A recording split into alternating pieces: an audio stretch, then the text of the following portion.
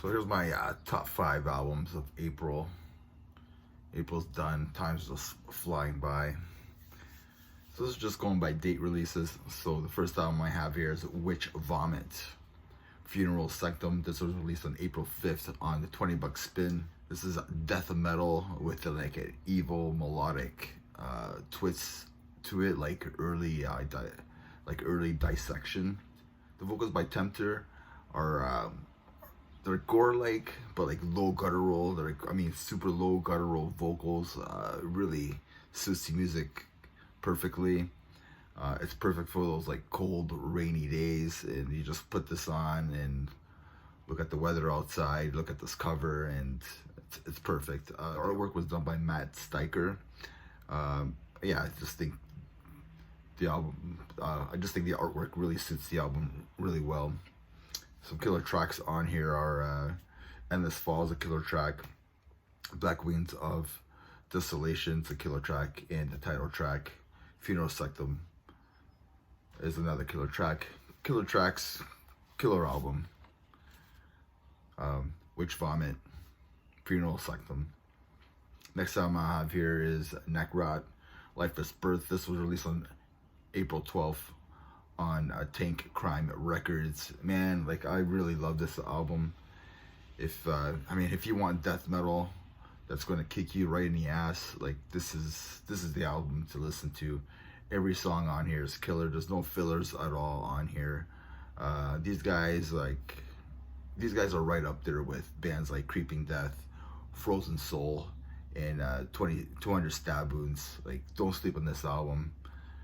Necrot, Lifeless Birth. The song I have here is High on Fire, Cometh the Storm, released on April 19th on MNRK Heavy Records. I will admit that, like, I wasn't High on Fire fan, I guess. Like, I never really got into them, but I really like this album.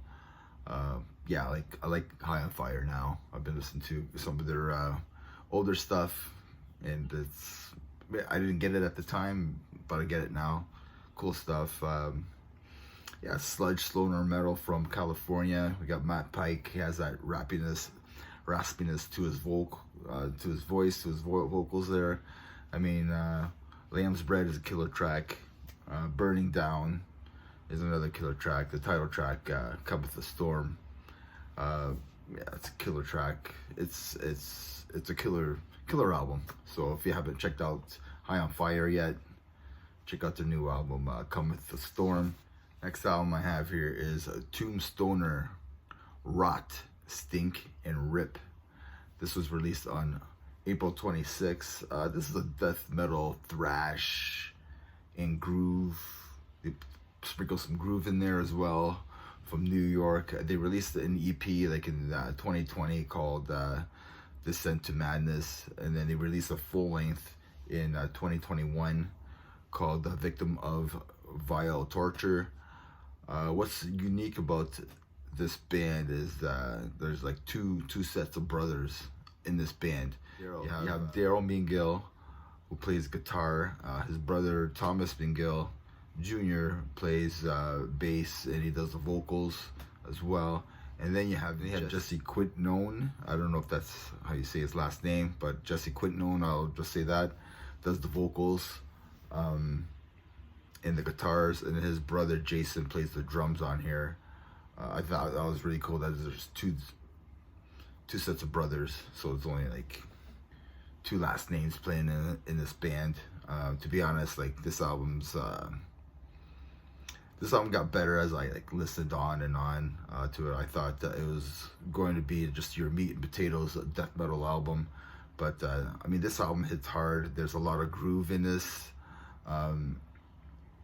which is mixed in perfectly. The dual vocals of the one guy's doing like a mid-range, like almost like a thrash style vocals on here, and then the other guy's doing like your death metal low guttural style, which is done well. I don't know who does what or which guy is doing what part, but like, I don't want to know right now. I don't want to search it. There's some things I just don't want to know. Like, you know, I want to be surprised. I don't want to search for everything, right? So I'm old school like that sometimes. So this this album does have like a bit of a dying fetus like element to it, without the grindcore like blast beats, but it does has that groove, that breakdown style that Dying Fetus has, and then the trade off of the vocals, but with the more like a thrash, trading off with the low guttural death metal stuff. So if you like bands like I'm gonna say Cannibal Corpse and Dying Fetus, you'll probably like this album as well. The breakdowns on here are really tasty. Killer tracks on here are Sealed in Blood and Fucking Nasty. Last album I have here is Deicide, Banished by Sin. This was released on April 26th on Raining Phoenix Music.